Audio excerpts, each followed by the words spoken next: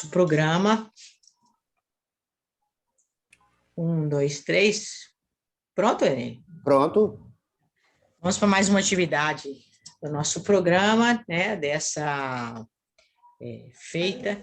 É um jovem talento, né, do Departamento de Odontologia e Restaurador, o professor Varley Luciano, que faz parte, né, que nos honra participando do nosso programa, tem uma atuação muito relevante para nós, e eu vou pedir licença ao professor Varley para gastar um minutinho para dar uns informes aos alunos.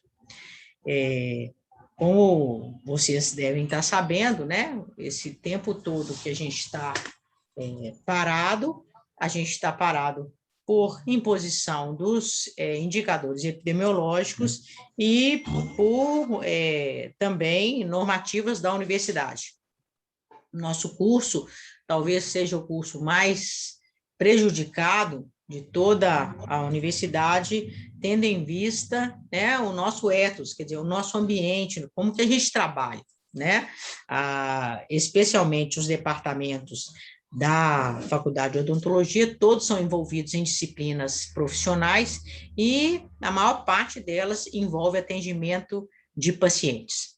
E, então, a gente, desde que começou a pandemia, né, vai estar se adaptando, estudando, fazendo propostas, e agora, com, né, a vacinação, né, o nível de vacinação aumentando, e também os indicadores da cidade, né, estão se configurando de uma maneira mais aceitável, porque as pessoas estão tomando cuidado e porque também uma boa parte da população já está vacinada, a faculdade decidiu começar a liberar o retorno de algumas atividades. Então, já nesse semestre, a gente voltou com a disciplina do 8º período, o adulto idoso, né? Porque é indicação da Pró-Reitoria de Graduação a gente oferecer primeiro as disciplinas dos últimos períodos para que os alunos se formem e também a escola fique mais liberada para a gente depois ir retornando e ocupando os espaços, né, oferecendo disciplinas. Mas a gente tem algumas dificuldades, né, que, por exemplo, a nossa escola não tem aquela divisória de vidro que vai até em cima, que reduz em muito, né, a contaminação em função da formação de aerossóis. Então, a gente tem que manter uma distância de segurança, né, para que não se propague, né, uma possível contaminação, e também até onde a Comissão de Biossegurança da nossa escola avaliou a relação que a gente está indicando como uma relação apropriada, justamente nessa fase, né, onde a gente está ainda com muito cuidado de contaminação, cuidado com vocês, cuidado com os pacientes, com os servidores, é uma relação de um professor por dupla, né? E com isso, acaba que fica muito mais complicado você fazer a atribuição docente, porque existem disciplinas que não têm um número grande de professores, né, e que funcionavam antes, um para 6 alunos, né, um para 3 duplas, um para 4 duplas. Mas, com a melhoria dos indicadores e o avanço da vacinação, ainda mantendo a separação, algumas atividades já estão sendo pensadas para retornar. E entre essas atividades o programa de assistência odontológica paciente de transplante solicitou, né, em função da característica das demandas dos nossos pacientes que dependem desse atendimento, dessa assistência para poder dar curso, né, ao seu tratamento, assim como outros 5 ou 6 projetos também o fizeram. Ele pediu para que fosse avaliada a possibilidade de um retorno, né? Tem toda uma dinâmica nisso aí, porque o nosso projeto trabalha à noite, entendeu? Então, a gente não sabia se a universidade ia deixar, mas a universidade, a gente já consultou, a universidade se manifestou favoravelmente a propor atividade no turno noturno, e a gente, então, está caminhando para poder, no próximo semestre, né, que começa em outubro, voltar a retornar à atividade presencial do nosso projeto. Vai ser a mesma coisa? Claro que não, né? Claro que não. Não vai, nós não vamos ter aquele tanto de gente no local, entendeu? Estou preparando uma dinâmica diferente para poder, né, possibilitar a todos os alunos que nos prestigiam, que querem, né, aprender a lidar com esse tipo de transplante, que eles tenham a possibilidade de fazer o atendimento. Então, talvez, se a gente fizer em 14 semanas, 7 semanas, um grupo de alunos atua, nas outras 7, outro grupo, né? Eu ainda não sei, estou pensando, a gente tem tempo para pensar, mas o fato é que o Senex já avaliou e está já fazendo as propostas para a gente mandar a estruturação. Então, com isso, provavelmente o nosso projeto, né, além de outras disciplinas que estão sendo pensadas, oportunamente vocês vão saber que não adianta esquentar a cabeça, vai ser essa, não adianta. Tem que esperar com calma, porque tudo está sendo feito dentro dos critérios de segurança. Então, a COBIO tem que determinar, tem que passar pela Comissão de Enfrentamento à CAEC, da qual eu sou presidente também. Então, nós todos estamos aflitos para voltar. A primeira experiência que nós tivemos com a urgência, onde fizemos um monitoramento, mostrou que foi um caminho seguro que a gente teve, né? E para o segundo semestre, mais atividades retornarão, obviamente, mais disciplinas e algumas atividades de extensão, e o nosso programa é um deles. A gente deve voltar com os 4 projetos, o de gerenciamento do banco de dados, ele nunca parou, mas o de fígado, o de rins e o de TMO, e o de restabelecimento estético funcional ainda não, porque a gente não teve oferta da disciplina de prótese removível, então a gente não tem nem aluno para poder fazer o atendimento. Então, eu acho que essa é uma notícia boa, né? Vai depender de muita organização, a gente já está interessado em fazer isso e se esforçando para fazer, né? Vai precisar da colaboração de todos vocês e, obviamente, né, eu vou voltar, né, para retornando à atividade presencial, os alunos que estão presentes com frequência, com assiduidade, porque eu sou danada, né? Nós temos um compromisso, então está na hora agora de eu premiar aqueles que realmente nos prestigiam, nos acompanham. Então, vocês fiquem espertos, tá certo? Eu quero que todo mundo atenda paciente, mas eu quero que todo mundo venha aqui ouvir o que a gente tem para dizer, que tem para compartilhar com vocês.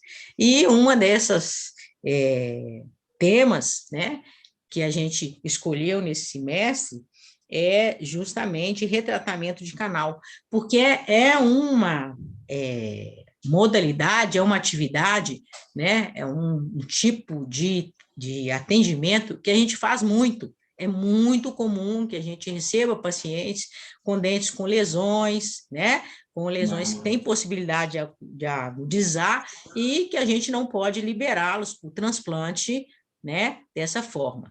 E o retratamento, obviamente, é um tratamento endodôntico, mas ele tem minúcias, ele tem detalhes que são diferentes, que devem, né, ser considerados dessa forma diferenciada.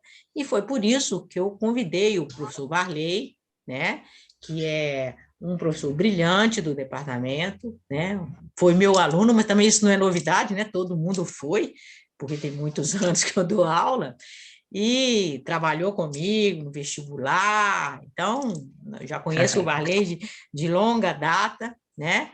E estou muito feliz. Faz parte, foi credenciado pelo nosso programa de pós-graduação, pela sua produção muito importante, relevante, de destaque, e eu tenho certeza que cada dia que ele passar na universidade, ele só vai engrandecer a Faculdade de Odontologia. Então, professor Varley, reza a lenda que quem vem fazer a palestra para a professora Elisa ganha um mimo. Então, eu quero dizer que eu já cumpri a minha promessa, já entreguei a ele hoje uma rosca de canela, que eu espero que ele tenha gostado, que eu fiz com muito carinho, com muito cuidado, tá Já bom? está quase Varley, acabando, olha só. não é possível. É sério. Tem duas comendo aqui do meu lado agora. Bom, Varley, ó, então a plateia é sua. Gente, muito obrigada. Depois, se a gente quiser, se vocês quiserem conversar um pouquinho mais para frente pelo grupo, o que que vocês quiserem perguntar, eu vou respondendo na medida que eu tiver resposta para dar, tá bom? Mas vamos ter calma que tudo vai caminhar para dar certo. Um beijo. Bom, antes de mais nada, queria agradecer a Elisa, né, pelas gentis palavras. Ela foi minha professora, foi professora da minha esposa, e hoje eu tive a felicidade, né, de receber uma broa. Eu vou falar que eu nunca fui tão bem pago para assistir uma aula, uma rosca. Nunca fui tão bem pago para dar uma aula, que é sensacional. E eu vou colocar a foto dela no final da aula para vocês verem que eu não estou mentindo. Foi de comer rezando, viu, Elisa? Obrigado. Deixa eu só tentar colocar na exibição. Está aparecendo? Tá certinho aí? Ótimo. Então, mais uma vez, eu, né, queria agradecer a Elisa a oportunidade de estar aqui conversando um pouquinho com você sobre retratamento. É um assunto que eu adoro, e muitíssimo importante falar sobre retratamento, principalmente aqui com vocês, né, com o TMO, nossos pacientes que têm essa demanda, né, os pacientes que irão fazer transplante. Então, é um assunto extremamente relevante para a gente, faz parte do nosso cotidiano. E quando a gente fala, às vezes, em retratamento, o aluno ele costuma ficar, né, mais preocupado em como ele vai remover o material obturador. Só que isso é só um passo, um dos passos, né, dos vários do retratamento. E como a Elisa falou, é um procedimento muito minucioso, né? Cada caso vai ser um caso, cada situação vai demandar uma atenção do operador em determinada situação. Então, são essas minúcias que eu quero hoje mostrar para vocês. Então, um bate-papo, eu acredito que a gente consiga finalizar aqui no tempo padrão. Se eu estiver me estendendo muito ou falando muito rápido, por favor, me parem, que eu costumo me empolgar quando eu estou falando desse assunto, mas eu julgo que vai ser bem proveitoso, né, para o nosso entendimento. Então, a primeira coisa que eu quero falar, né, muitos aqui talvez não são tão engajados assim na endodontia, então não vou falar só do retratamento em si, mas de alguns conceitos que são extremamente importantes para a gente entender o que a gente vai fazer. Então, o que eu devo esperar primeiro do tratamento endodôntico?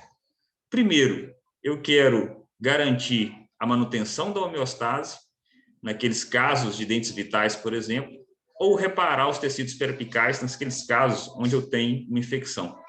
E, para isso, eu preciso realizar a desinfecção e o selamento efetivo de todo o sistema de canais radiculares. Quando eu falo em periodontite apical, né, que a gente chamava até pouco tempo atrás de lesão periapical, né, a terminologia tem mudado, então, segundo a Associação Americana, o termo mais utilizado mundialmente, né, passa a ser periodontite apical. Toda vez que eu me deparo com essa situação clínica, eu imagino que eu estou diante de um processo, né, de natureza inflamatória, mais de etiologia microbiana. Então, para que eu tenha o desenvolvimento de uma lesão periapical que seja de origem endodôntica, eu preciso da presença de micro-organismos no sistema de canais radiculares. Se eu tenho essa lesão, esses micro-organismos estarão presentes. E, normalmente, essa presença se dará na forma de um biofilme aderido às paredes do sistema de canais. Então, o biofilme, por estar aderido, ele vai ser, em muitas situações, de difícil remoção. Então, por mais que eu trabalhe bem com meus instrumentos endodônticos, por mais que eu irrigue, existem situações nas quais a gente vai ter fractosidades, istimos, reentrâncias, ramificações, micro-reabsorções, que vão abrigar esses micro-organismos e vão dificultar muito o nosso trabalho. Então, mais uma vez, esse é um trabalho muito interessante do Ricucci. Ricucci é um pesquisador italiano e a gente vai, inclusive, começar a desenvolver essa metodologia no nosso laboratório, né, junto com o professor Ricardo Mesquita, com o Rodrigo Amaral e com o Marquinhos, também do ODR. A gente percebe a presença desses micro-organismos no sistema de canais, aqui o forame apical, e essa presença de micro-organismos vai ser reconhecida pelas células do hospedeiro, e isso vai culminar numa resposta inflamatória desse tecido periapical, que tem o objetivo de conter essa infecção, impedindo que ela se espalhe para o resto do nosso corpo. Do contrário, se não existisse essa lesão, essa periodontite apical, nós teríamos uma bacteremia, poderíamos ter um avanço, né, uma progressão desse processo infeccioso, e seria maléfico para o nosso corpo. Então, o que nós temos é uma resposta de defesa com o objetivo de deixar esse processo infeccioso enclausurado, né, nos confins do sistema de canais reticulares. Então, mais uma vez, eu tenho a presença, né, desses micro-organismos na forma de um biofilme aderido às paredes dentinárias, mas também existe a presença, né, desses agentes infecciosos também em tubos dentinários. Por exemplo, nesse trabalho do Siqueira, a gente percebe a presença de cocos, de leveduras e bastonetes em tubos dentinários. Imaginem que um tubo tem, em média, 1 micrômetro de diâmetro e a bactéria meio micrômetro. Então, a gente tem um espaço suficiente para a penetração bacteriana. E essa penetração ela pode se dar, inclusive, até uma profundidade de 300 micrômetros. Parece pouca coisa, mas 300 micrômetros é 0,3 milímetros. Por exemplo, um diâmetro de ponta de uma lima 30. Se a gente pensar nessa profundidade em tubos dentinários, em dentina, na região cervical, fica fácil a descontaminação. Mas quando eu tenho 300 micrômetros de profundidade de bactérias em dentina na região apical de um canal curvo, por exemplo, aí a coisa começa a mudar um pouquinho de figura. Eu passo a ter um processo infeccioso mais difícil de ser removido. E é justamente nessa região mais apical que esses micro-organismos vão ser mais patogênicos, né? Vão ser reconhecidos com mais facilidade pelas células do hospedeiro, induzindo assim uma resposta imune-inflamatória nos tecidos periapicais. Então, quando eu penso em tratamento endodôntico, eu penso em limpeza, em descontaminação tridimensional.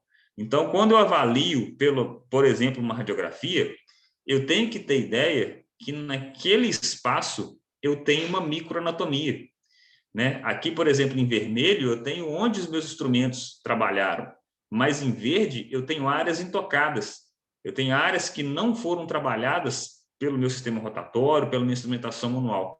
Daí a necessidade, muitas vezes, de realizar uma agitação da solução irrigadora, trabalhar bem com a irrigação, garantir uma limpeza de toda essa anatomia complexa. Em algumas situações, por que não também usar a medicação intracanal para garantir uma redução microbiana. Então, além da limpeza tridimensional de todo esse sistema de canais reticulares, que muitas vezes é complexo, eu tenho que pensar também, no segundo momento, em um selamento tridimensional, porque além de preparar mecanicamente, eu tenho que vedar. Então, após esse vedamento, aí sim eu garanto que micro-organismos sejam enclausurados naquela região, né? Micro-organismos que possam não ser removidos, o ideal é que a gente remova, mas algum resquício microbiano pode permanecer no sistema de canais. Então, se isso acontecer, esses micro-organismos estarão selados, impedindo que esses micro-organismos entrem em contato novamente com alguma fonte nutricional, impedindo uma reinfecção dessa forma. Então, esse trabalho do Siqueira de 2016 ele é muito interessante porque ele mostra justamente isso. Por melhor que eu seja endodontista, por melhor que o profissional tenha uma excelência lá na sua prática clínica, dificilmente ele vai conseguir esterilizar o sistema de canais reticulares que estava infectado. Então, nesse trabalho interessante, ele mostra que para que os micro-organismos se tornem patogênicos e induzam uma lesão periapical, uma resposta imunoinflamatória, é preciso que eles estejam acima de um certo limiar crítico. acima de um limiar que os torne patogênicos e que induzam essa resposta inflamatória. Então, se eu posso até ter uma contaminação, mas se ela está abaixo desse limiar, eu não tenho o desenvolvimento de uma resposta inflamatória. A partir do momento que esse número de células microbianas ultrapassa esse limite, eu tenho fatores de patogenicidade que vão induzir uma resposta do hospedeiro na região periapical. Se o meu tratamento não for eficaz para reduzir essa contaminação abaixo desse limiar, eu tenho sucesso no meu tratamento. Agora, se eu consigo reduzir essa contaminação abaixo desse limiar crítico, aí sim eu passo a ter o reparo e aí sim eu tenho sucesso no meu caso clínico. Então, só para que a gente entenda, quando eu analiso sistema de canais reticulares infectados, eu preciso imaginar que eu estou combatendo micro-organismos. Esse trabalho do professor Luiz Carlos, né, nosso colega, coordenado pelo professor Antônio Paulino, foi um dos artigos do doutorado do professor Luiz. Eu costumo dizer que esse trabalho foi um divisor de águas, né, no entendimento das infecções endodônticas refratárias ao tratamento, ou seja, infecções em caso de retratamento, porque ele mudou um paradigma de como acontecia essa infecção.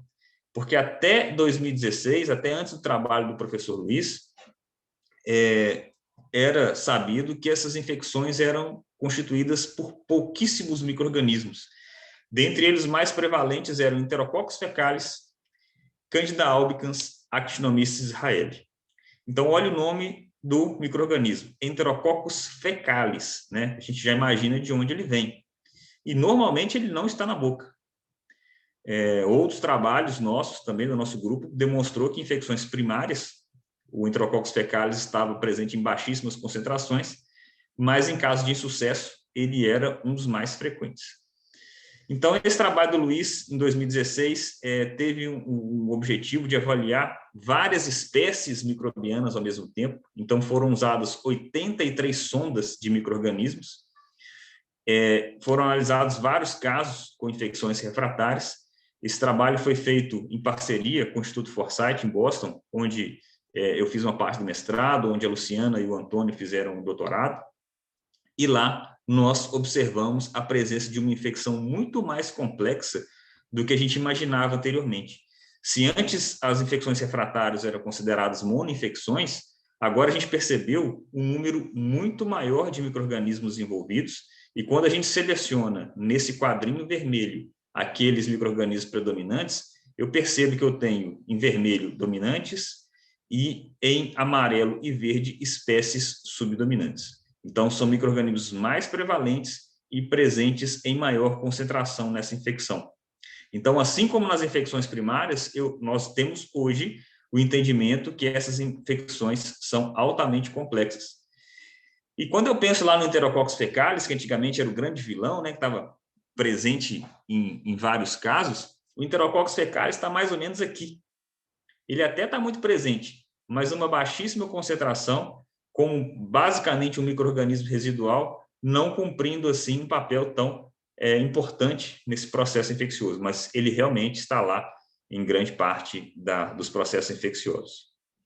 Então, quando eu avalio casos como esse, eu me pergunto, né, por que esse caso feito há 30 anos atrás, com uma obturação ineficiente, não conseguiu atingir patência, não fez um bom preparo mecânico-químico, e ainda assim esse dente apresenta-se assintomático e sem desenvolvimento de lesão periapical. Ao passo que esse outro elemento, também mal instrumentado, mal obturado, com deficiência, né, de vedamento, apresenta sintomatologia e apresenta a presença de lesão periapical. Então, o que vai diferenciar esse caso deste assintomático é justamente a presença de micro-organismos. Então, apesar desse caso não estar bem tratado, ele continua ou sem contaminação ou com uma contaminação abaixo daquele limiar crítico que a gente já discutiu um pouquinho anteriormente. Então, quando pensamos em retratamento ou reintervenção endodôntica, a gente imagina trabalhos realizados que não conseguiram reduzir essa contaminação ou trabalhos que não tinham contaminação anteriormente e, por um processo de infiltração ou mesmo de falta de controle de biossegurança durante o tratamento, acabou desenvolvendo algum processo infeccioso. Então, geralmente, são falhas na obturação, são canais não encontrados, são microinfiltrações, áreas de reabsorções que vão culminar com o desenvolvimento de micro-organismos no interior dos canais. Então, quando eu falo em retratamento, é um procedimento para remover materiais obturadores de canais e novamente modelar e limpar esses canais. Existe uma pequena diferença da reintervenção, que é qualquer procedimento realizado em um dente após um primeiro atendimento já ter sido realizado. Mas, convencionalmente, nós chamamos todas as situações de retratamento endodôntico. Então, qual que é o objetivo?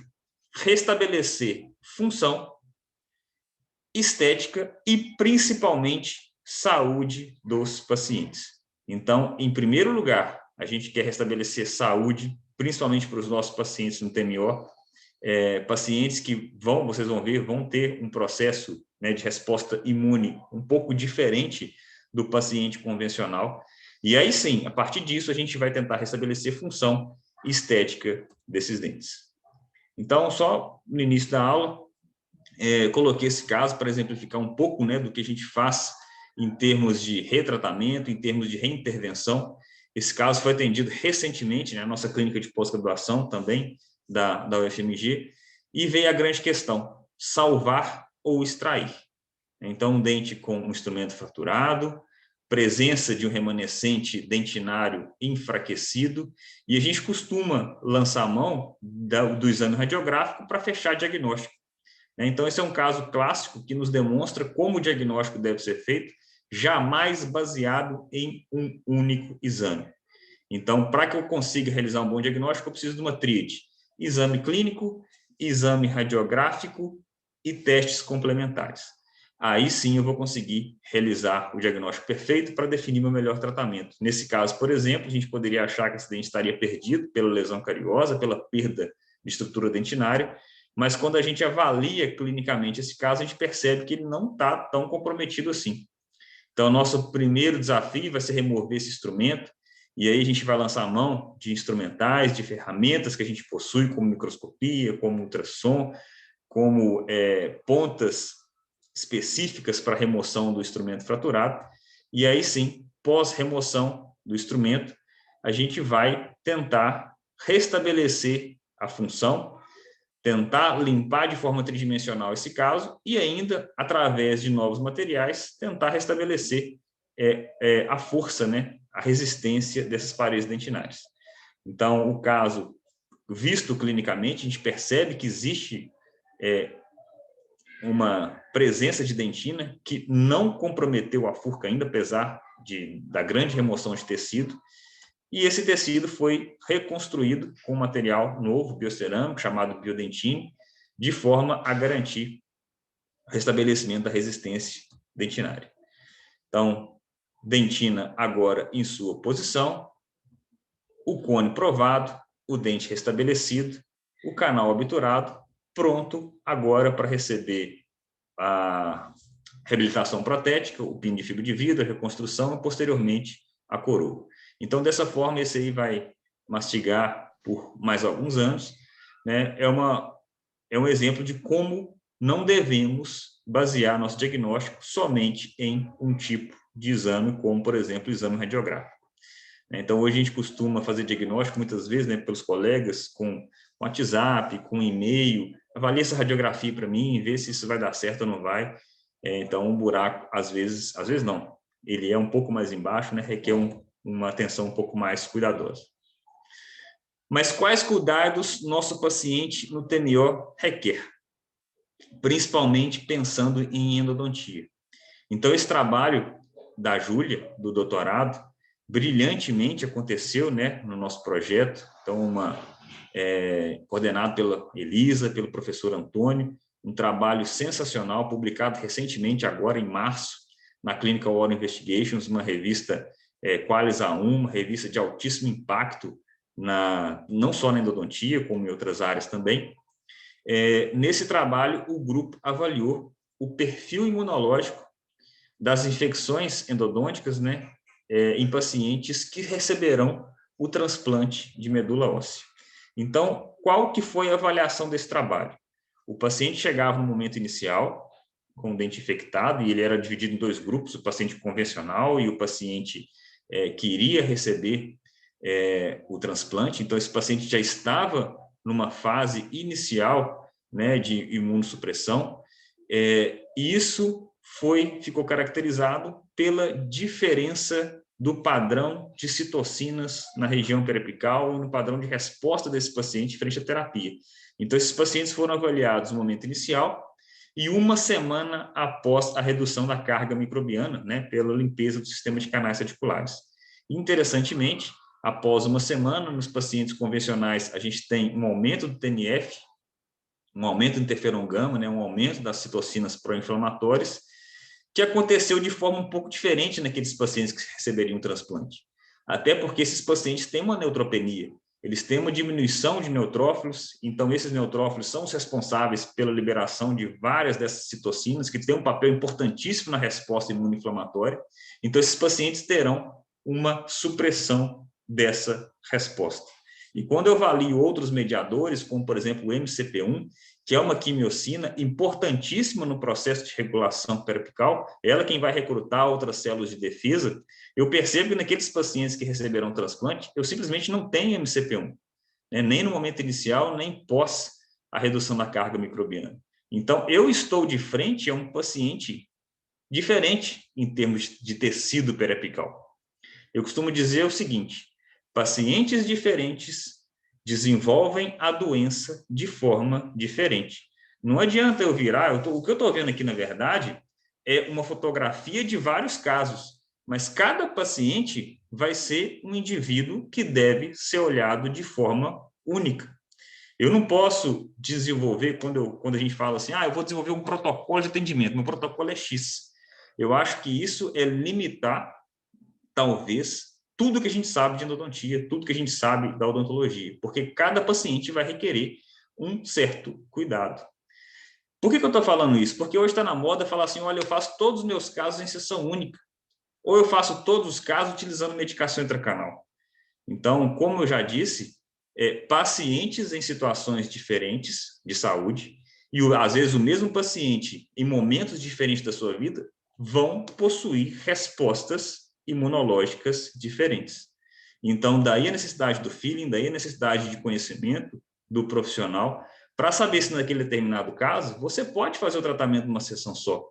Ou se naquele determinado caso, você vai necessitar de medicação intracanal, de uma cobertura com antibiótico, de uma proteção com analgésico, anti-inflamatório posterior, né? Cuidados com o extravasamento de conteúdo séptico para a região apical, principalmente nos casos de retratamento. Então, são situações que requerem muito cuidado, muita cautela do operador. Né? Então, o que vai definir um insucesso na terapia endodôntica?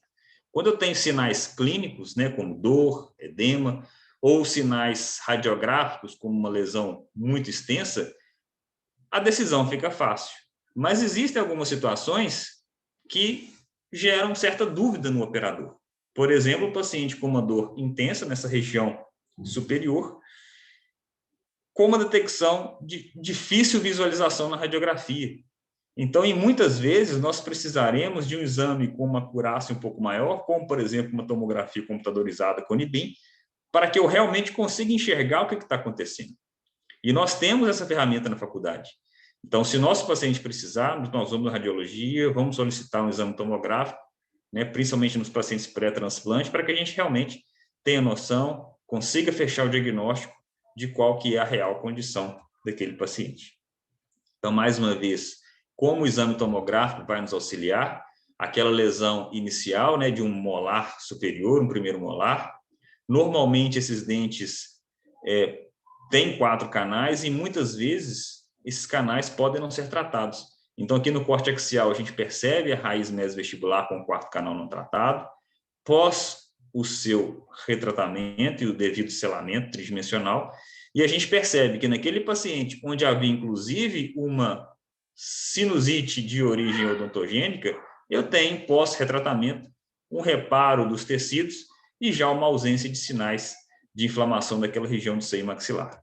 Então, é a tomografia também nos auxiliando. Então, o que vai gerar a periodontite apical pós-tratamento endodôntico? Geralmente, um controle de desinfecção que foi realizado de forma inadequada, né, garantindo a presença de micro-organismos. Cavidades de acesso mal planejadas. Nosso tratamento começa na abertura. Né, na abertura, na localização dos canais, que muitas vezes podem não ser também instrumentados. Instrumentação insuficiente, não limpando de forma tridimensional. Falhas e complicações durante a instrumentação, fratura de instrumentos, degraus, perfurações, complexidades anatômicas, um quarto canal que eu não consegui encontrar, um segundo canal incisivo inferior, que é muitíssimo comum, falhas protéticas, né? Infiltração, às vezes colocou um curativo e esse curativo soltou, às vezes eu tenho um gap no meu provisório ou na minha prótese fixa, então isso tudo vai ser levado em consideração.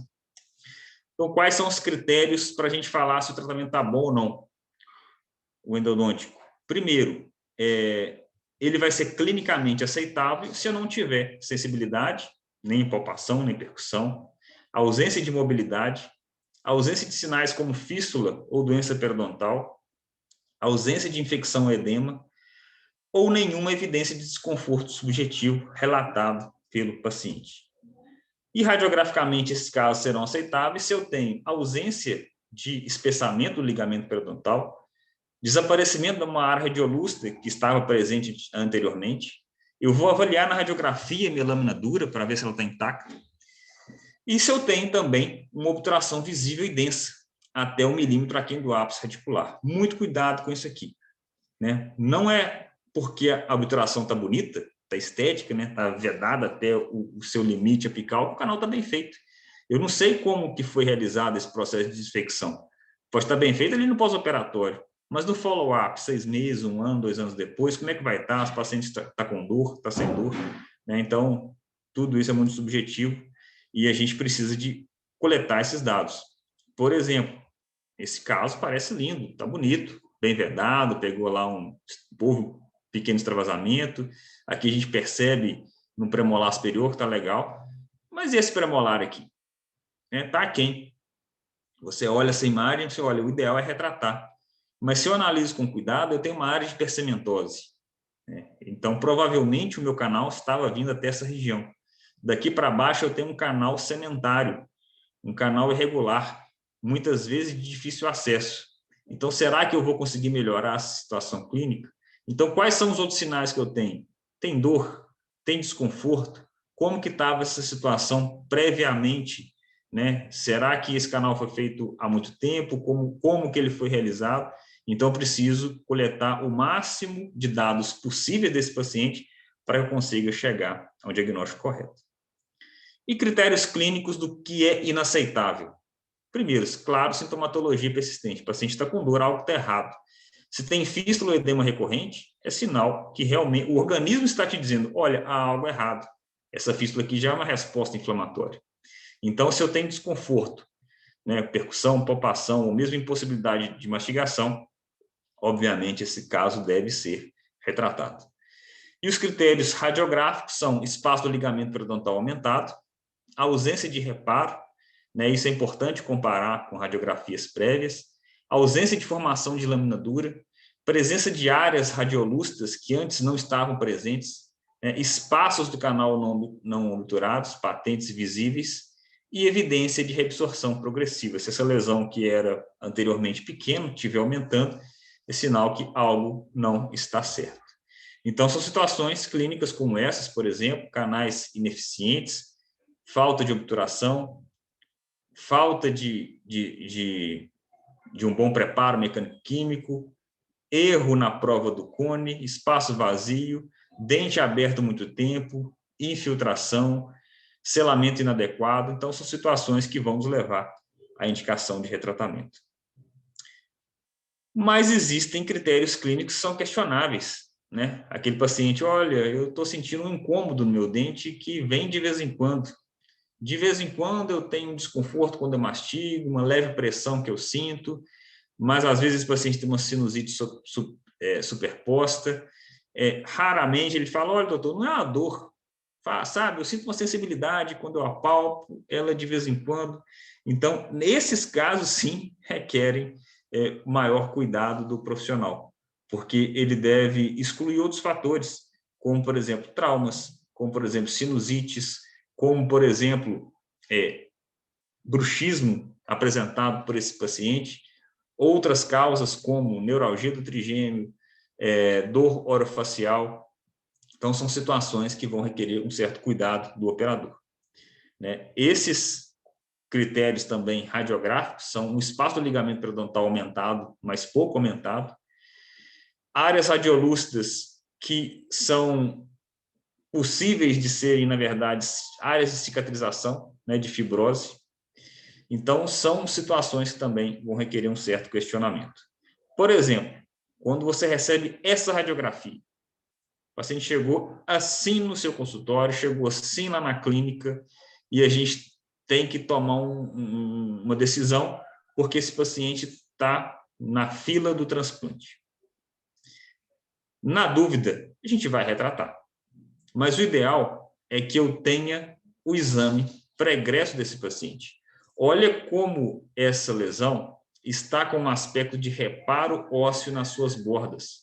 Então, a lesão está presente, mas se eu avalio a borda da lesão, eu percebo um trabeculado que está com cara de que há um processo de regeneração.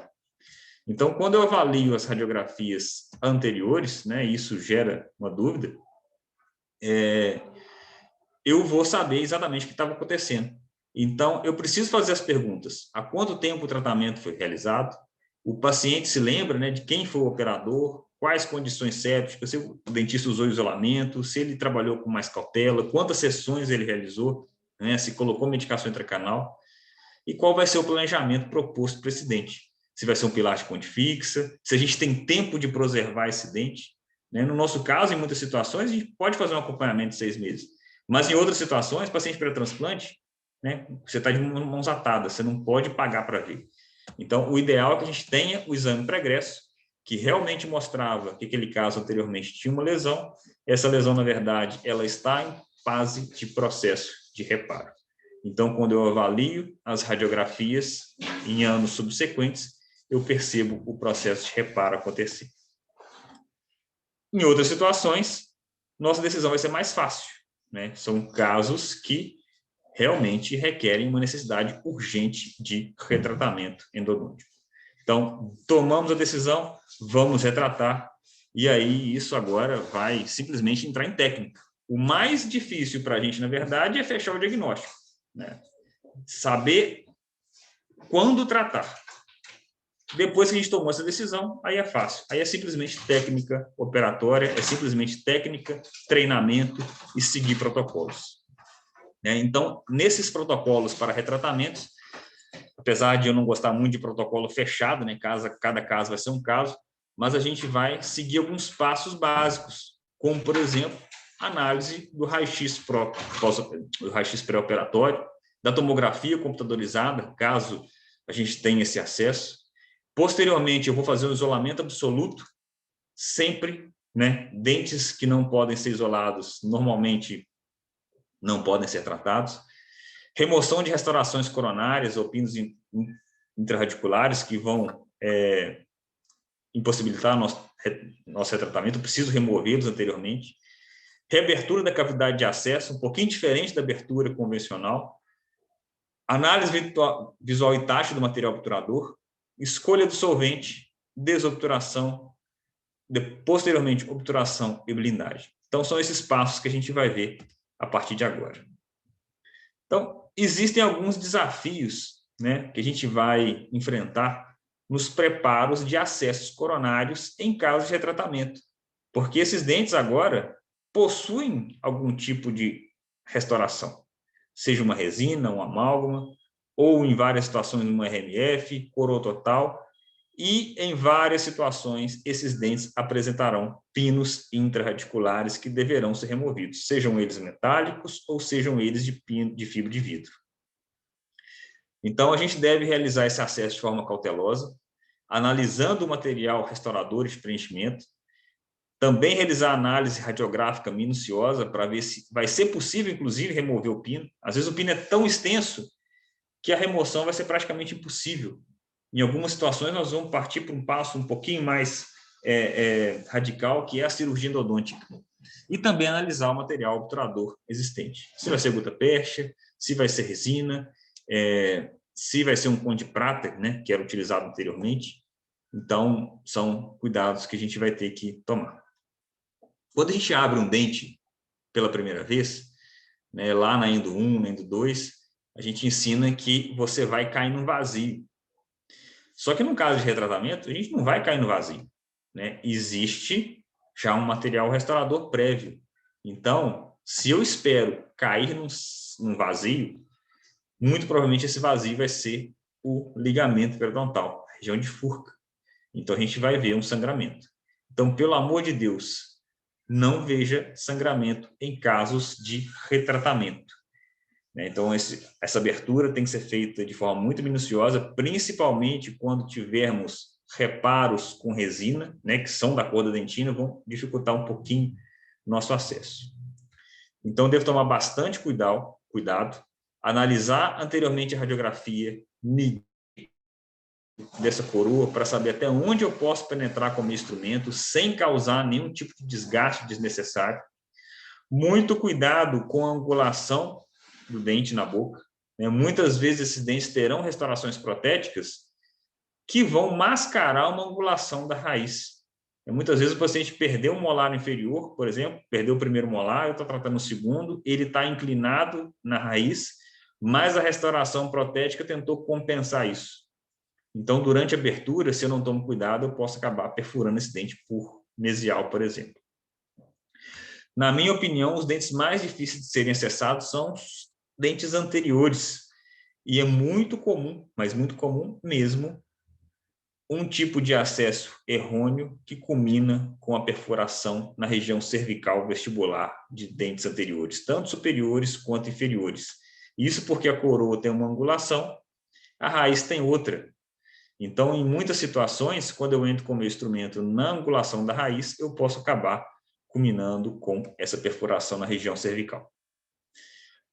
Outro cuidado também com os instrumentos utilizados, né? Às vezes a gente vai empolgar um pouquinho, tirar o material obturador com a Gates ou com algum instrumento mais calibroso, a gente acaba removendo tecido dentinário em excesso e culminando assim com perfurações, com rasgos nessas raízes. Então a gente deve tomar bastante cuidado, né? Não emocionar demais durante a remoção desses materiais. E existem, claro, né, os casos um pouco mais radicais aí de acessos, de acidentes, de heterogenias realizados durante o acesso. A gente deve demonstrar aqui, né? Claro que isso não vai acontecer com nenhum de nós, mas são acidentes que podem acontecer.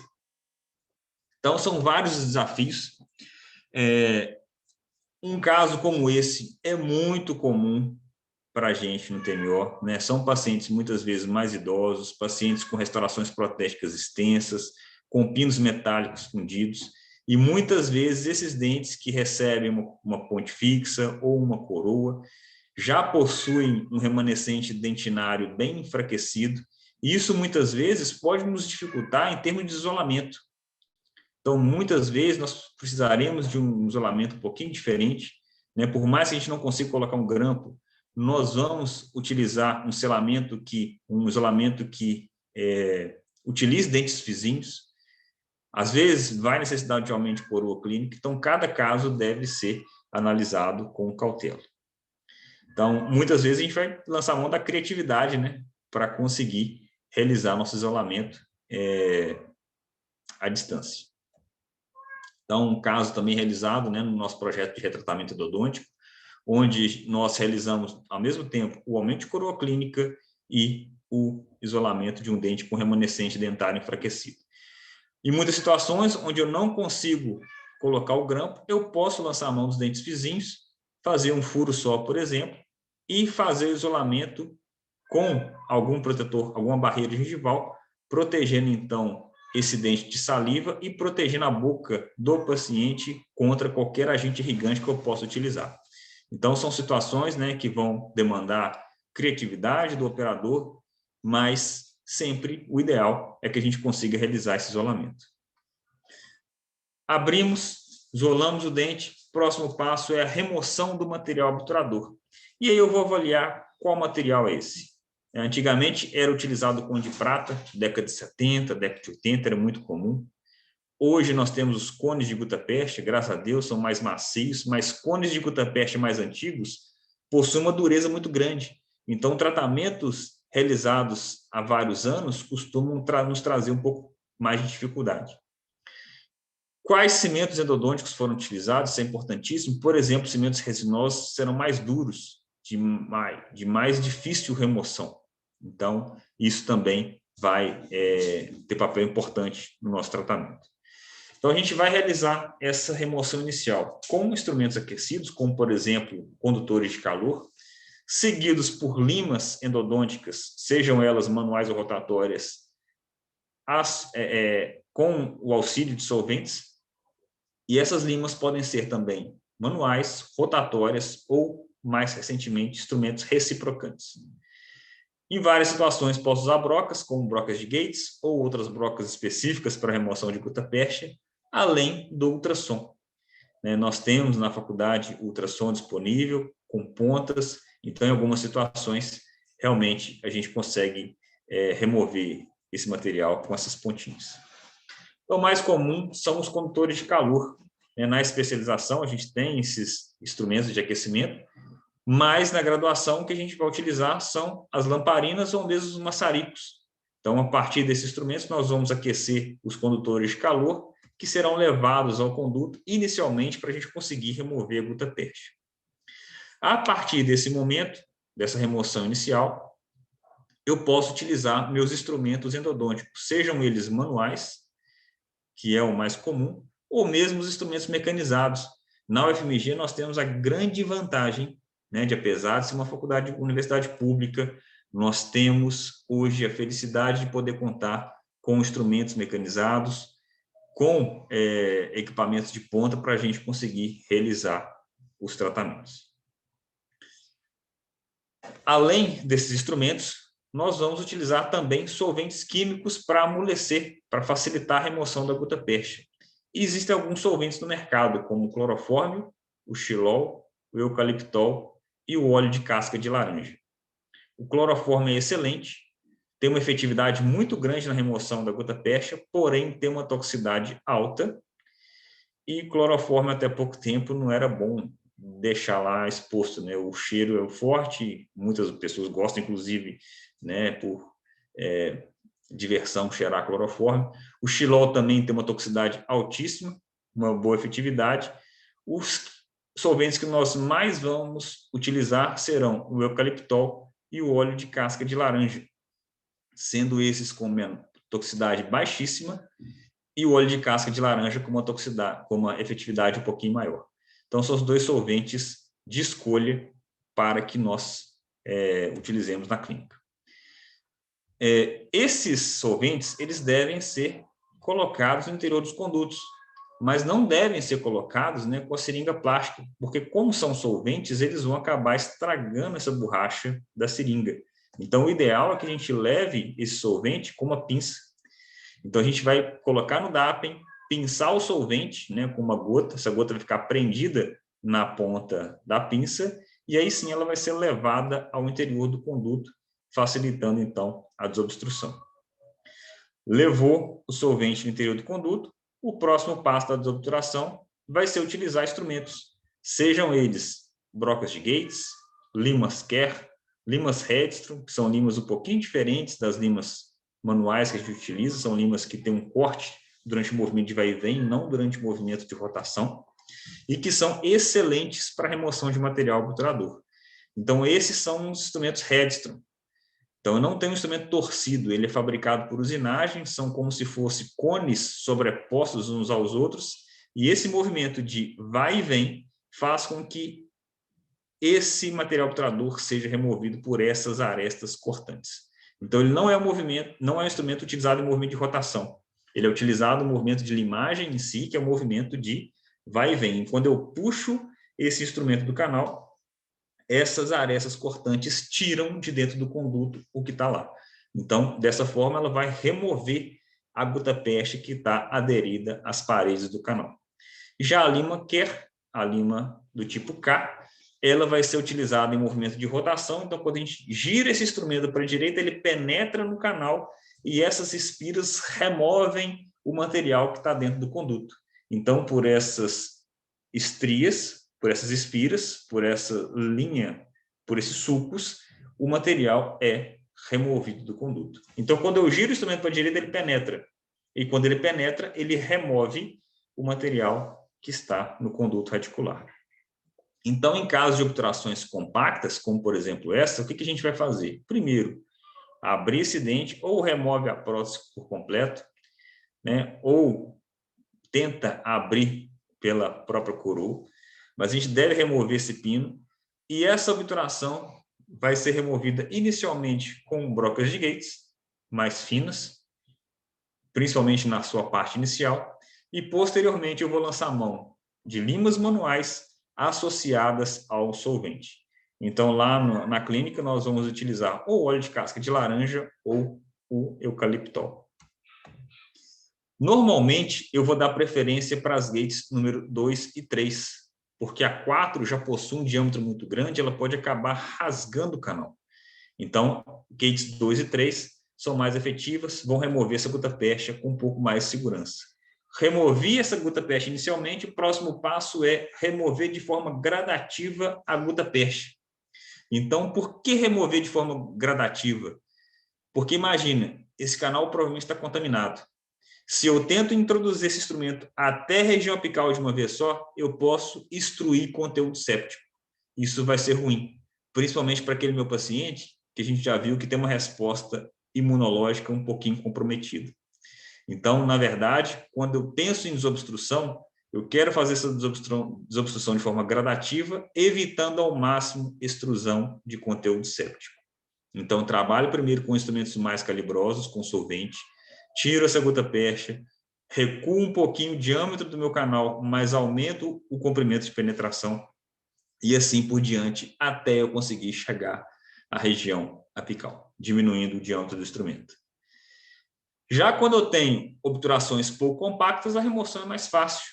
Esse caso está tão mal obturado, mas tão mal obturado, que se eu colocar uma lima Redstone dentro do conduto e puxar esse material, ele vem por completo.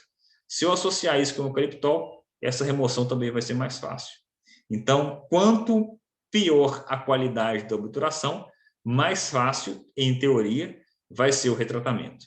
Mais uma vez, tratamentos muito antigos, por mais que estejam maltratados, a gutta-percha é mais dura. Isso vai ser uma certa dificuldade na vida do operador.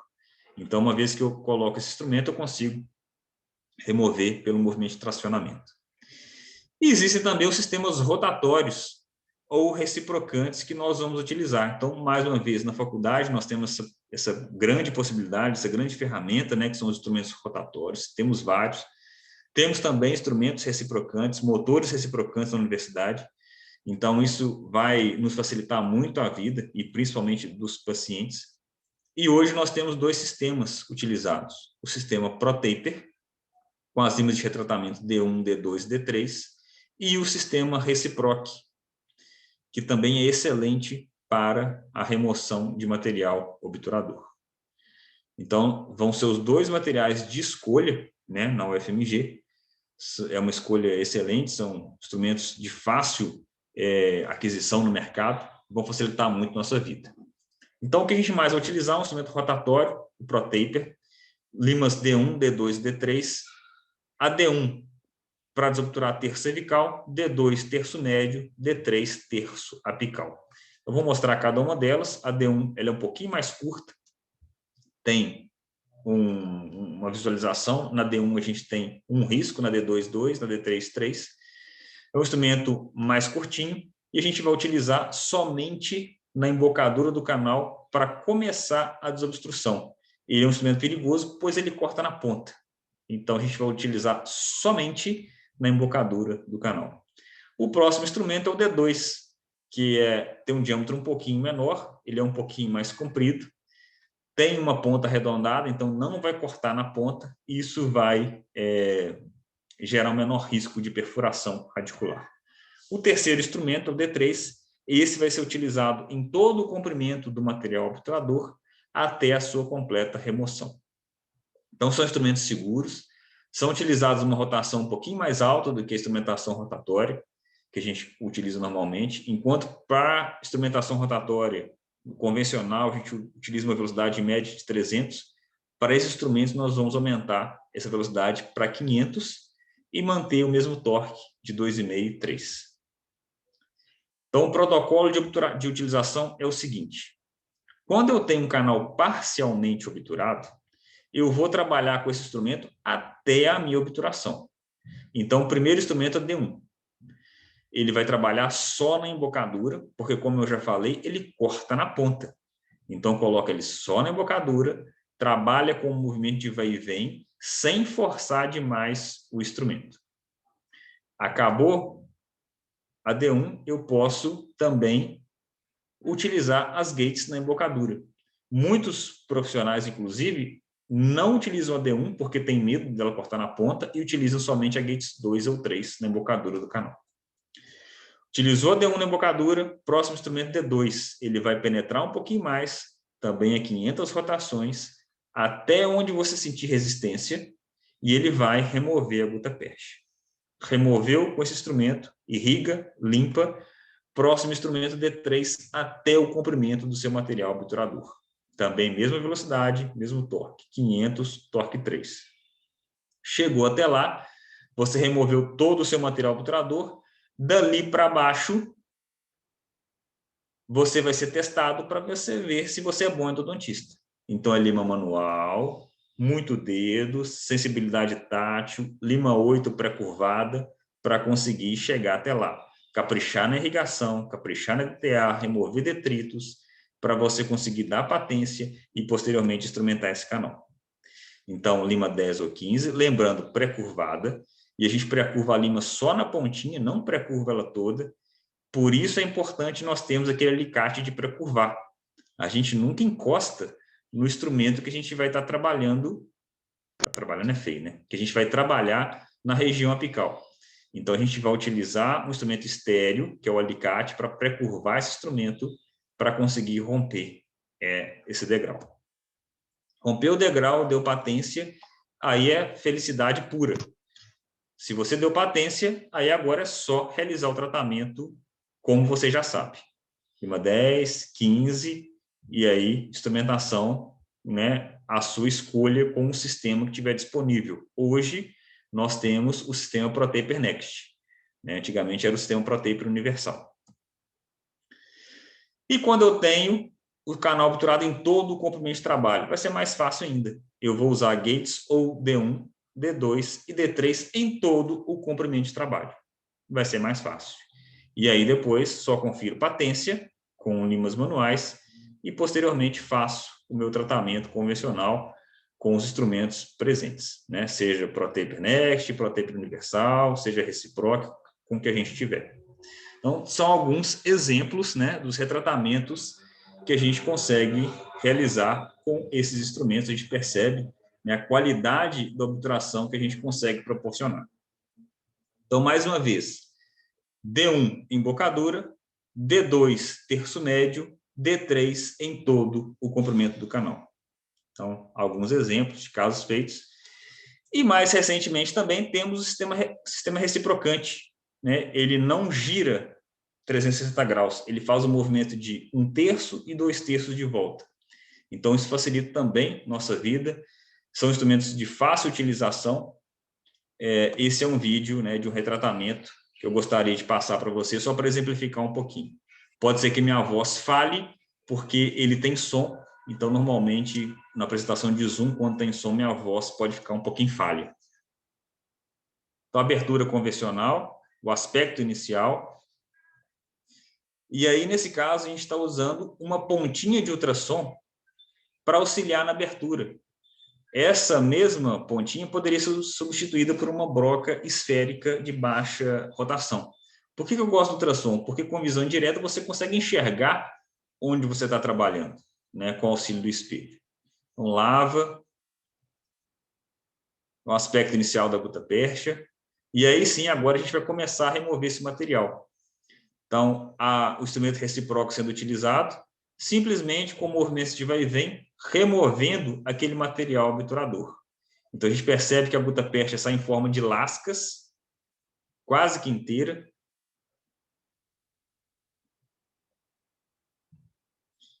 Isso é gradativo, então a gente remove um pouco, irriga, volta com o instrumento até a gente conseguir patência. Então, esse é o aspecto, né, do material obturador, pós-remoção e pós-limpeza e preparo químico do sistema de canais reticulares.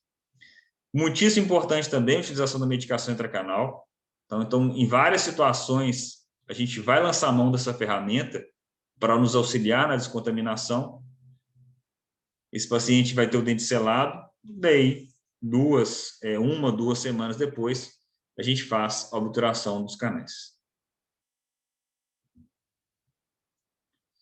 Posteriormente, a obturação realizada com técnica híbrida de Tiger, com Max Paden, ou mesmo pode ser por condensação lateral, e o caso finalizado.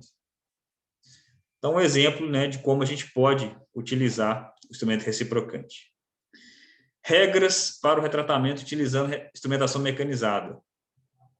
A utilização dos solventes é opcional. Vocês viram nesse vídeo que a gente não utilizou um solvente. Caso encontre resistência, não aplique pressão. Os instrumentos de nicotitânio não possuem uma resistência à pressão acentuada. Então, se você pressiona apicalmente, esse instrumento vai fraturar. Se a lima não quiser descer, volta, coloca o solvente, pega uma lima manual, pré-curvem e tentem manualmente remover essa gutta-percha. Por favor, não insistam, porque esse instrumento vai fraturar se você forçar apicalmente. Além, né, do processo mecânico da remoção da gutta-percha, nós vamos dar muita atenção para a irrigação. É um método auxiliar de descontaminação. Esse é um instrumento simples, chamado Easy Clean.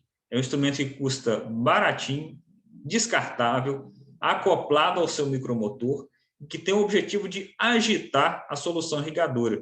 E com isso ele vai aumentar tanto a ação de descontaminação, tanto a ação antimicrobiana, quanto a ação de remoção de conteúdo orgânico da solução irrigadora. Então, esses instrumentos vão ser de grande valia para a gente no momento de realizar essa descontaminação. Então, um outro exemplo de agitação por instrumento, esse instrumento chamado XPendo Finisher, ele é um instrumento de nicotitânio com uma memória de forma, ele parece um gancho. Ele tem também o objetivo de trabalhar nas paredes do canal, principalmente em áreas de reabsorções, em áreas de irregularidades dos canais, e agitar a solução irrigadora. Então, com isso, a gente tem uma maior eficácia do hipoclorito de sódio. Normalmente, a gente utiliza esses instrumentos por 1 minuto, ou 3 aplicações de 20 segundos, ou 6 de 10, ou 1 minuto direto, mas o mais importante é deixar ele trabalhar, deixar ele limpar a gutta-percha. Nesse caso, por exemplo, na tomografia, a gente percebe a saída de um canal lateral. Quando a gente capricha na irrigação, a gente consegue limpar toda essa região. Isso vai facilitar posteriormente a penetração do nosso material obturador. Então, a gente consegue uma obturação tridimensional mais efetiva, uma melhor compactação do material obturador. Além disso, também vamos lançar a mão da medicação intracanal. Um caso de retratamento, como, por exemplo, uma lesão muito grande, uma fratura de instrumento. Primeiro, a gente vai ultrapassar esse instrumento. Se ele sair, ótimo, maravilha. Se não sair, pelo simples fato de ter ultrapassado, eu já garanto um caminho de limpeza tridimensional para esses canais, mas normalmente o instrumento acaba saindo, se você tiver sorte, né, se for um canal de grande âmbito como esse. Se não, nós vamos lançar a mão de ponta de ultrassom, de microscopia operatória, para conseguir tentar remover o instrumento. Fez a limpeza tridimensional, a medicação intracanal, normalmente hidróxido de cálcio, vai nos auxiliar nessa redução da carga microbiana. E além da medicação intracanal, outra ferramenta também muito utilizada e também presente na universidade, teremos disponível lá no TMO, é a terapia fotodinâmica. Se eu tenho armas para descontaminar, eu vou lançar a mão dessas armas. E a terapia fotodinâmica, com o corante azul de metileno, que vai ser reabsorvido por bactérias, vai fazer com que eu tenha uma reabsorção do corante, que vai ser ativado pela luz vermelha do laser. Então, essa luz vermelha vai fazer com que essa energia seja transferida ao ozônio metileno e essa energia vai ser transferida ao oxigênio presente naquela região, que vai se transformar em espécies reativas de oxigênio, que são antibacterianas, como, por exemplo, o oxigênio singleto, que é altamente reativo, altamente instável, ou mesmo radicais livres, como óxido nítrico, como íons hidroxila, que vão auxiliar, né, no combate a micro-organismos, além do efeito terapêutico do laser. Então, é uma ferramenta muito rica, muito eficaz e que tem nos auxiliado bastante nos casos de retratamento. Então, mais uma vez, a utilização da medicação intracanal. Hoje, né, nós temos o hidróxido de cálcio, que é injetável, o Ultracal, por exemplo. Então, a gente simplesmente injeta no conduto, claro, com cuidado, né, evitando extravasamento. E aqui a gente percebe uma anatomia complexa, preenchida de forma tridimensional pelo hidróxido de cálcio. Então, isso facilita muito a nossa vida. É até gostoso, né, ver um caso desse, a gente enxergar onde a gente está trabalhando. Muita gente fala que a gente não enxerga na endodontia, né, mas enxerga sim. Mais uma vez, né, um caso de retratamento onde eu tenho falha do material obturador. Então, a gente vai limpar até o seu final. Essa imagem é do hidróxido de cálcio presente e, posteriormente, o caso finalizado e obturado. Hoje, nós temos materiais obturadores de uma composição um pouquinho melhor, são materiais bioativos, biocompatíveis, como os biocerâmicos. Então, ano passado, nós publicamos esses 2 trabalhos com a utilização dos biocerâmicos, tanto em casos de retratamento, tanto em casos de tratamentos convencionais, como em casos de retratamento. Então, a gente tem observado uma resposta dos tecidos bem favorável. Ontem eu fui convidado, né, tive a felicidade de participar de um trabalho gigante, um trabalho de 3 anos de acompanhamento, comparando vários tipos de cimento.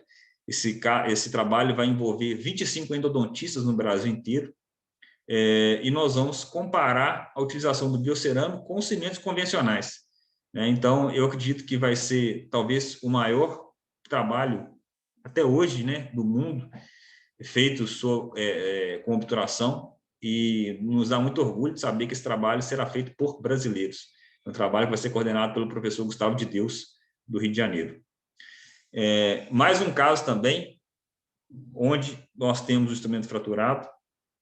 Instrumento fraturado não é desculpa para a gente extrair dente, né? Para isso existe o endodontista, para isso existem vocês aí, para isso nós temos ferramentas como microscopia, como pontos de ultrassom. Então, para isso, a gente vai ter ferramentas para conseguir vencer esses obstáculos. Então, vamos tentar tirar o instrumento, se tiver sucesso, ótimo, e aí nós vamos partir para os passos seguintes, né, do tratamento endodôntico. Limpeza tridimensional, patência, e aí preservação do caso. Né? Também muitíssimo importante o selamento, principalmente nos nossos pacientes que vão posteriormente para o transplante. Se não der tempo de fazer o selamento definitivo, nós vamos reconstruir esse dente, colocar resina, pino, resina, deixar esse dente selado para que não haja nenhuma possibilidade de microinfiltração e reinfecção do sistema de canais. Então, muitíssimo importante também o selamento e no controle pós-operatório, né, avaliar a regressão daquela lesão antes presente. Mas, infelizmente, existem algumas situações nas quais o nosso retratamento vai falhar. Né? E por que o retratamento falha? Às vezes eu consigo patência, às vezes eu alargo bem, trabalho bem com a minha irrigação, mas ainda assim a fístula persiste. Então, esses casos, muitas vezes, nos trouxeram alguma angústia, né? Até que a gente resolveu perguntar por que isso estava acontecendo. Pegamos esses casos, operamos, fizemos a episiotomia, levamos essas espécimes lá para Brasília para fazer microscopia de varredura e algumas análises de materiais. E nós observamos que, em todos os casos, nós tínhamos a presença de um biofilme externo à raiz. Em todos aqueles casos de insucesso, a gente estava trabalhando dentro do canal, mas na região externa da raiz já havia a formação de um biofilme. Então, nesse caso, era muito difícil a gente conseguir a remoção, né? O biofilme está aderido, eu tenho camadas, esses micro-organismos estão se esquivando da resposta imune do hospedeiro, com a formação de um glicocálice. Então, isso realmente é um fator de patogenicidade gigante de micro-organismos, de difícil remoção, e muitas vezes o tratamento deverá ser cirúrgico. Então, mais um caso também de sucesso. Na microscopia, a gente percebe a presença desse biofilme denso nessa região externa, e nessas situações, ainda assim, temos a possibilidade de salvar esses dentes com a cirurgia endodôntica, que vai consistir, basicamente, num tratamento endodôntico, só que agora de forma cirúrgica. Eu vou trabalhar naquela região inacessível aos instrumentais endodônticos convencionais. Então, esse é um exemplo de uma microcirurgia endodôntica no molar inferior, né? O caso já havia sido retratado há 20 anos por um excelente profissional, foi retratado pelo professor Luiz Carlos, né? Nosso querido professor que aposentou ano passado, nosso eterno mestre. Esse caso de uma dentista também, retratada há mais de 20 anos, ela assintomática, mas apresentava uma rarefação óssea, uma lesão já extensa. Na tomografia, a gente consegue perceber a extensão dessa lesão. Então, nesse caso, não há dúvida, como o retratamento já foi tentado por um excelente profissional, nesses casos, nós partimos para uma opção um pouco mais radical, que é a cirurgia endodôntica, que também será realizada lá na nossa clínica de TMO. Já fizemos algumas, né, principalmente em pacientes que necessitam, já com um tratamento feito. Então, esse controle também será feito por nós. Então, o caso em questão, dente já com provisório, o retalho, mostrando já a perda óssea. Nesses casos, avaliar se há presença de trinca, isso foi feito com azul de metileno, que não evidenciou presença de trincas ou fraturas, então nós optamos por dar sequência no tratamento, continuar a cirurgia. Essa raiz vai ser apsetomizada, então a região do ápice sendo removida, né, pós o corte com uma pontinha de ultrassom específica, curetando também aquela lesão inflamatória, né, aquele tecido granuloso na região apical, tecido inflamatório crônico. E a partir disso, nós vamos fazer também a utilização da PDT com azul de metileno, laser de baixa potência vermelho, 8 a 9 joules naquela região. E a partir disso, retropreparo com pontas de ultrassom específicas e a retroobturação agora com biomaterial, seja ele MTA ou algum outro biocerâmico. Nesse caso, como a lesão era muito extensa, nós optamos por uma enxertia óssea. Então, nesse caso, nós optamos por um material chamado hidroxiapatita, modificada com beta-tricálcio fosfato. Material da Pleno, material nacional de São Paulo. Também utilizamos uma membrana de PDO, politioxanona, também muito utilizada, né, pelos harmonizadores orofaciais. E aí o pós-operatório imediato. E para nossa surpresa, né, grata surpresa, grata surpresa não, né, grata felicidade, o pós-operatório imediato, controle de 6 meses, o dente agora em função, cumprindo ali seu papel. Bom, espero que eu tenha dado, né, o recado sem me estender demais. Mais uma vez, queria agradecer minha querida professora-chefe, professora Elisa. Eu nunca fui tão bem pago para dar uma aula. Olha essa broa que eu comi hoje à tarde. Então, isso aqui alegrou não meu dia, mas alegrou minha semana, meu mês inteiro. Muito grato pela professora Elisa. Nunca comi uma rosca tão gostosa assim, né? Minha menina acabou de comer o resto. Sensacional. Mais uma vez, obrigado a todos. Obrigado pela paciência e estou à disposição para tirar qualquer dúvida que vocês tenham. Parar de compartilhar. Ficou bonita a fotografia, viu? Ah, tá vendo? Mostrou que ela folheia mesmo, que é uma rosca folhada, né? Que eu faço a massa folhada e ponho canela e manteiga. E é claro que eu fiz um videozinho de abrir ela, eu te mandei, né? Foi muito chique. Bom, Marley, olha, eu não sou a pessoa que mais gosta de endodontia, ao contrário, quem me conhece, né, o Enio, que já trabalha comigo há muitos anos, né, quando tem endodontia, eu vou logo trocando de aluno com ele, porque realmente não é uma coisa que me apetece, mas assistir a uma aula mostrando os passos, né, a gente fica pensando que é muito bom, né? Vai fazer na hora para você ver. Quem que quer? O Luiz Otávio, não tem o que o Luiz Otávio escreveu, eu li rapidamente. Bom, eu gostaria, né, de agradecer demais e perguntar se algum de vocês quer fazer alguma pergunta, mas aí já tem a Sara aqui, ó. Sara já está com a mão levantada, pode perguntar, Sara. Oi? Não, ela não está com a mão levantada, não. Ela está. É o retrato dela que tem a mão levantada, Enio? Ou a mão dela está levantada? Olha lá. Tem uma Não, mãozinha lá no rosto. professora. Hã? Não está com a mão levantada, não. Porque olha para você ver, o retratinho dela não tem uma mãozinha? Da Sara Moraes? Olha lá. Oi, professora, eu não tô com a mão levantada, não. Acho que você É, confundiu. não, tem uma mãozinha É aqui o ombro dela no que meu tá em computador. posição, professora, que é a mão. É o ombro, é Ah, do lado. não, não é não. É a minha seta mesmo, que eu te pus bem assim do seu lado, Sara, e fiquei achando que eu sei que estava querendo perguntar. Gente, alguém que quer perguntar alguma coisa? Eu não tenho dúvida, mas só aproveitando o ensejo, a aula foi ótima, professor. Eu ainda tô Obrigado. no terceiro período, não tenho muito contato com a Endo, mas assim, maravilhosa essa aula, eu adorei. Foi super Obrigado. didática para a gente que ainda não tem tanto conhecimento na área. Que coisa boa, fico feliz. É porque eu tenho uma pergunta para te fazer. Eu formei odontologia há 44 anos, né? Quando eu me formei. E, na época, eu fui aluna de um professor que chamava Enio Parreiras, que foi ele que desenvolveu, né, um professor da UFMG, que desenvolveu essa modalidade, né, de retroobturação, apsetomia com retroobturação. E ele fazia, ele era um profissional de uma destreza manual, uma coisa impressionante. Ele era muito grande, a mão muito grande, e ele obturava com amálgama.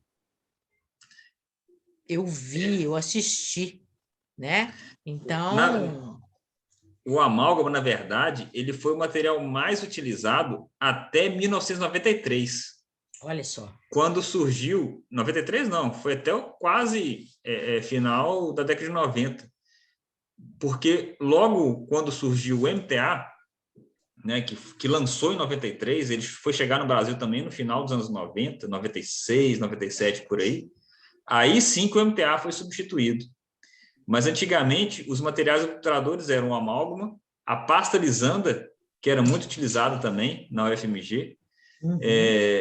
Se não me engano, o professor Evandro trouxe do doutorado dele na Alemanha o cimento de Jaquet, que é um cimento resinoso, o cimento Supereba, que era a base de oxigenogenol, e o próprio IRM. Só depois, no final dos anos 90, que veio o MTA. E aí mudou a cirurgia endodôntica, né? Graças a Deus. Realmente, é uma coisa... Vocês verem, né, que a gente deve ter muito cuidado com essa questão da indicação de remoção de um elemento dental. Se avaliar de toda forma possível, que nada vai ser melhor, nada que for colocado é melhor do que a natureza lhe deu, né? Então, tem uma compatibilidade total, está adaptado ao seu organismo, então a gente tem que procurar fazer isso. E, embora muitas vezes a gente tenha de recomendar exodontias, né? Porque os pacientes às vezes chegam, realmente não tem condição de fazer, mas quando você tem uma dúvida, um caso que é limítrofe, você deve procurar preservar, né? A perda de um dente, ele tem repercussão futura, né? Para função, para estética, para fonação, para posicionamento dos dentes, para envelhecimento, para tudo, né? E é nossa função, enquanto profissionais, garantir que os nossos pacientes preservem o máximo de tempo, né, os dentes que eles puderem. É nossa obrigação, é nosso compromisso com o nosso paciente.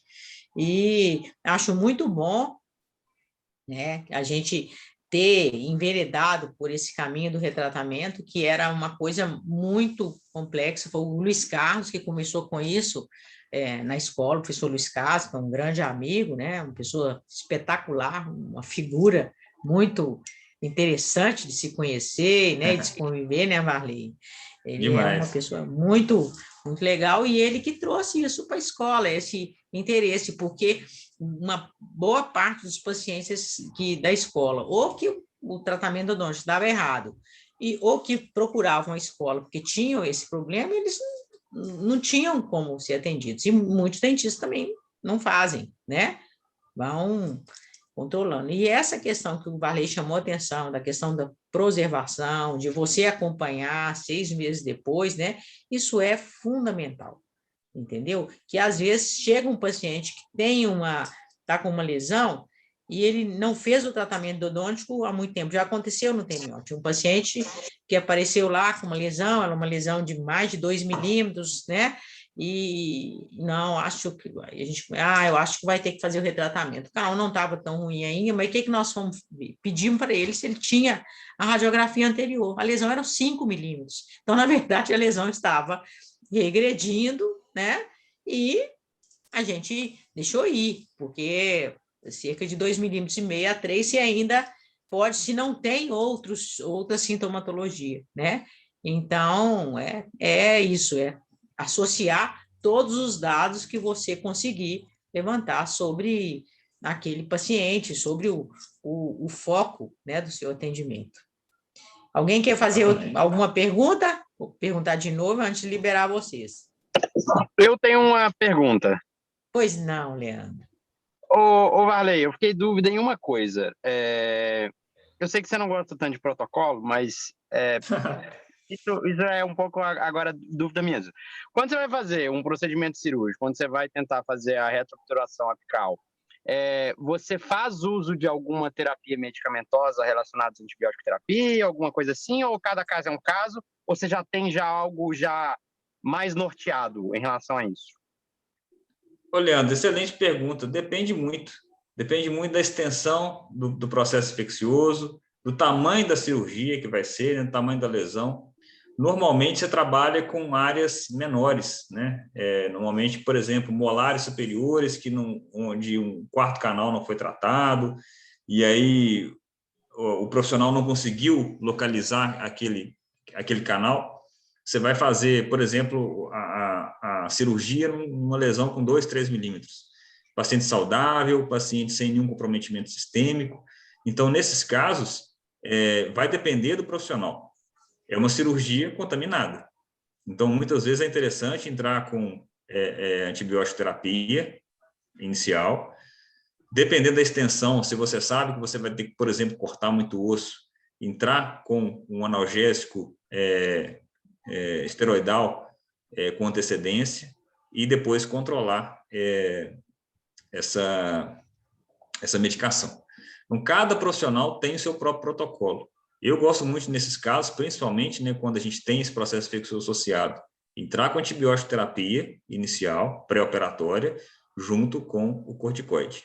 E depois, caso necessário, aí a gente vai avaliar a necessidade ou não de manutenção do antibiótico, do corticoide por mais 1 ou 2 dias e do anti-inflamatório convencional não esteroidal.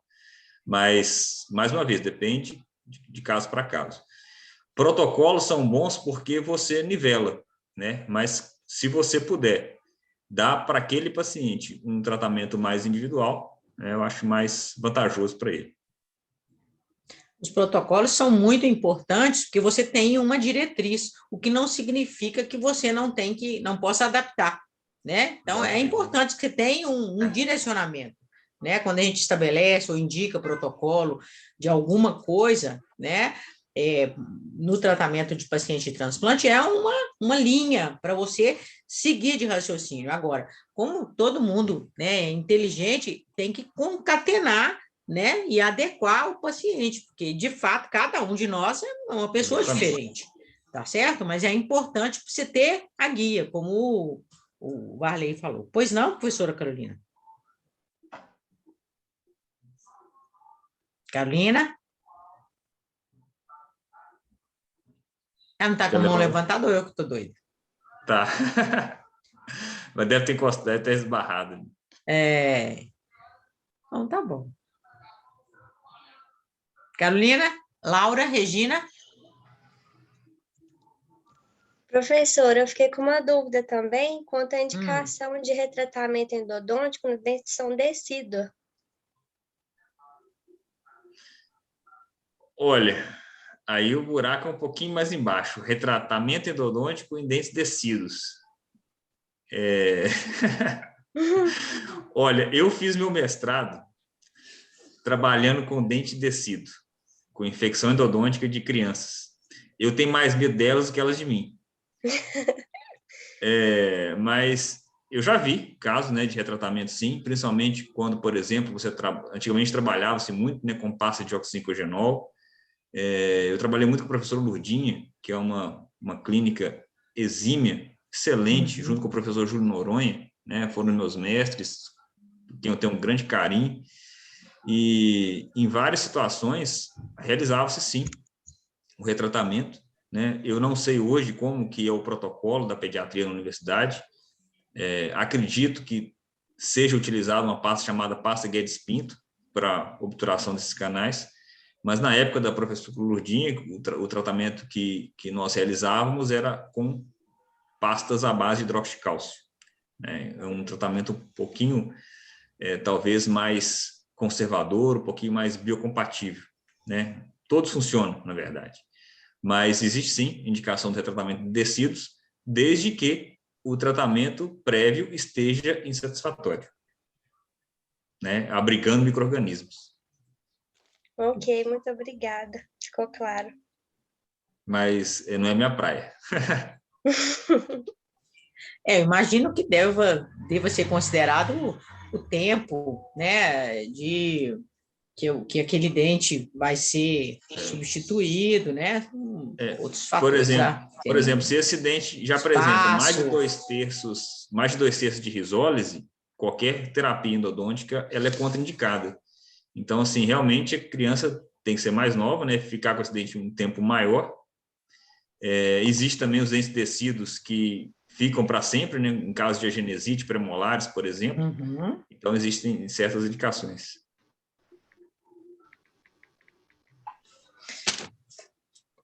Bom, então vamos finalizar. Vale, muito, muito obrigada. A aula foi ótima. Depois, se você puder, né, o Leandro vai disponibilizá-la, Claro. né, para os alunos. Se você também quiser mandar a sua apresentação, a gente deixa disponível para quem quiser, para, em vez de assistir, só ver a apresentação, tá bom? Claro, com certeza. Então, tá Mais bom. uma vez, obrigado, Elisa.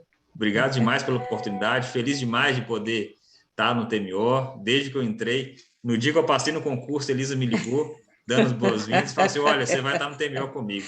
Elisa sempre foi minha professora, foi um prazer enorme, e é um prazer sempre estar ali, não largo por nada. Estamos nessa aí por muito tempo, muitos anos. Isso, vocês é que vão ficar aí, porque daqui a pouco eu estou indo embora. Ó, um grande abraço, boa noite para todos vocês. Obrigadão, e agora, gente. Nossa próxima aula, só quero lembrar, né, no agendamento, é no dia 13, é numa terça-feira, com o Dr. Gustavo, que é o coordenador do transplante de medula óssea, que vem falar um pouco sobre os sintomas, sobre as características de um paciente, né, pré-transplante de medula óssea. Ele não pode na quinta-feira, que é dia de plantão, então, excepcionalmente, vai ter terça-feira, e eu espero muito que a gente tenha uma boa audiência para a gente prestigiar, né, uma pessoa que se dispõe a vir de fora para falar, assim como a gente tem prestigiado os professores da casa, tá bom? Boa noite, um grande abraço para todo mundo e vamos torcer para dar tudo certo, viu? Obrigado, gente. Tchau, pessoal. Dá um beijo. Tchau. Fala tchau. Pedro! Ah lá, o Pedro papando. Ó, Fredão! Valeu. Eu levantei a mão para fazer uma pergunta e meu celular acabou a bateria. Da próxima vez a gente conversa. Pedro. Pois é. Sumi, né? Nós vimos, estava com a mãozinha levantada aí. Até buscar o computador, até entrar. Fica para a próxima. Obrigada, beijo para você. Obrigado, Carol. Tchau. Muito obrigada. Dá um beijo na